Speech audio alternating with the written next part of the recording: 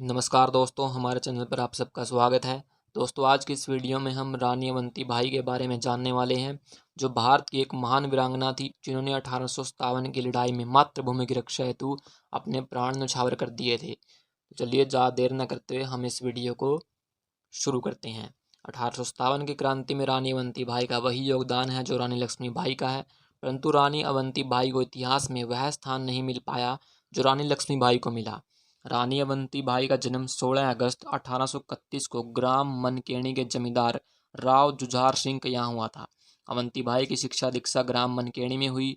जुझार सिंह ने अपनी कन्या अवंती बाई का विवाह रामगढ़ रियासत के राजा लक्ष्मण सिंह लोधी के पुत्र राजकुमार विक्रमादित्य सिंह लोधी के साथ तय किया। 1850 में राजा लक्ष्मण सिंह के निधन के बाद राजकुमार विक्रमादित्य ने राजगद्दी संभाली। विक्रमादित्य बचपन से ही धार्मिक प्रवृत्ति के थे और पूजा पाठ और धार्मिक अनुष्ठानों में लगे रहते थे। राज्य का संचालन रानी अवंती बाई ही करती थी। इन दिनों राजा बीमार हो गए।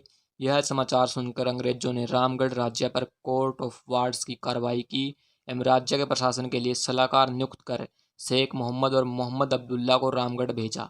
अंग्रेजों की हड़प नीति को रानी जानती थी और दोनों सलाहकारों को रामगढ़ से बाहर निकाल दिया। इसी बीच 1855 में अचानक राजा विक्रमादित्य का निधन हो गया और राज्य की पूरी जिम्मेदारी रानी के ऊपर आ गई। लॉर्ड डलहौजी की राज्य रजवाड़ों को हड़पने की नीति, जिसे डलहौजी की हड़प नीति कहा गया, जिसके कारण जैतपुर, संबलपुर, बघाट, उदयपुर, नागपुर, झांसी सहित कई देसी रियासतों का अंग्रेजी साम्राज्य में विलय कर दिया गया और अन्य रियासतों को हड़पने का अंग्रेजी कुचक्कर जोर शोर से चल रहा था। अंग्रेजों के इस कुचक्कर का राजे रजवाड़ों ने विरोध किया। पुरुआ में आसपास के राजाओं और जमींदारों का विशाल सम्मेलन बुलाया गया, जिसकी अध्यक्षता 70 वर्षीय राजा शंकर शाह ने की। राजा शंकर शाह को मध्य भारत में क्रांति का नेता चुना गया। इस सम्मेलन में प्रचार प्रसार कार्य रानी अवंती बाई को सौंपा गया। प्रचार के लिए एक पत्र और 2 काली चूड़ियों की एक पुड़िया बनाकर प्रसाद के रूप में वितरित की गई। इस पत्र में लिखा गया, अंग्रेजों से संघर्ष के लिए तैयार रहो या चूड़ियां पहनकर घर बैठो। तुम्हें धर्म ईमान की सौगंध है जो इस कागज का सही पता बैरी को दो। जो राजा, जमींदार और मालगुजार पुड़िया लेगा तो इसका अर्थ क्रांति में अंग्रेजों के विरुद्ध अपना समर्थन देगा। 1857 की क्रांति महाकौशल तक फैल चुकी थी। पूरे महाकौशल में विद्रोह फैलने लगा और गुप्त सभाओं और प्रसाद की पुड़ियों का वितरण चलता रहा।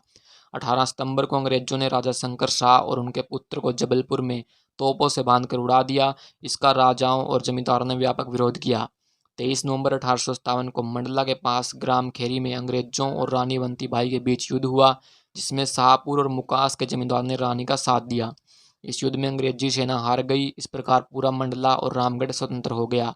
अंग्रेज अपनी हार से बौखलाए हुए थे और अपनी हार का बदला लेना चाहते थे।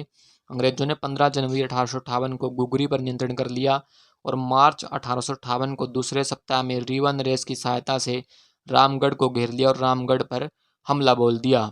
20 मार्च 1858 को रानी अवंती बाई ने शाहपुर के मंदिर में पूजा अर्चना की और रणभूमि में उतर गई। यहाँ अंग्रेजों और रानी के बीच घमासान युद्ध हुआ। रानी अवंती बाई ने अपने आप को अंग्रेजों से गिरता देख वीरांगना रानी दुर्गावती का अनुकरण करते हुए अपनी तलवार निकाली और कहा, हमारी दुर्गावती ने जीते जी बैरी के हाथ अंग न छुए जाने का प्रण लिया था, इसे न भूलना। इतना कहकर रानी अपने सीने में तलवार मारकर देश के लिए शहीद हो गई।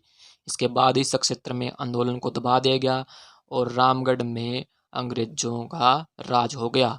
तो दोस्तों, आपको यह जानकारी कैसी लगी हमें कमेंट करके जरूर बताइए। अगर आपको वीडियो पसंद आई है तो इसे अपने दोस्तों के साथ भी शेयर कीजिए और हमारे चैनल को सब्सक्राइब कीजिए। मिलते हैं अगले वीडियो में। जय हिंद, जय भारत।